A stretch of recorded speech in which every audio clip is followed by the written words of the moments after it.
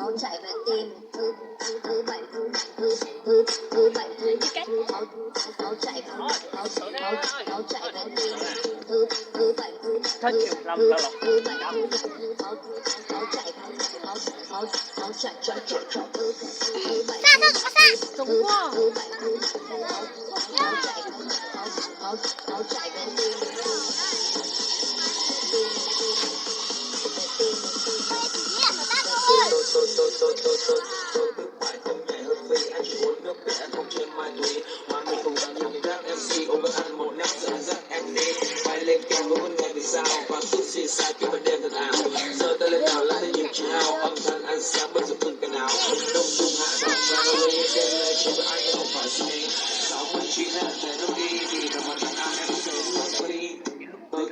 Không nhảy hợp phí.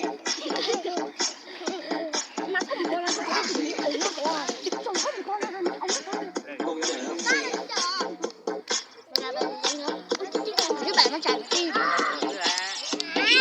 Em không chơi ma túy. Em không chơi ma túy. Em không chơi ma túy. Em không chơi ma túy.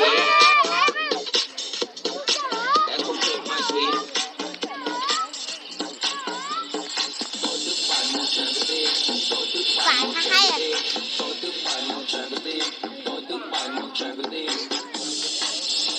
Mua máu là phải bắt nè. Cái là phải bắt rồi. Cái gì là phải bắt. Nhanh ơi chỗ đây. Thứ bảy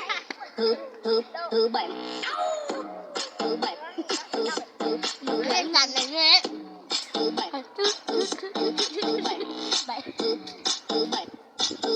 Thôi bé đừng ngủ sớm. 3 giờ sẽ đi ngủ. Thứ bảy không hả đâu. Dạ đâu. Thế được. Hôm mai nhé. Dưới đó có phải có ít bầu không ngờ. Nó chỉ để cô máy nó cái gì đó không biết. Rồi đó.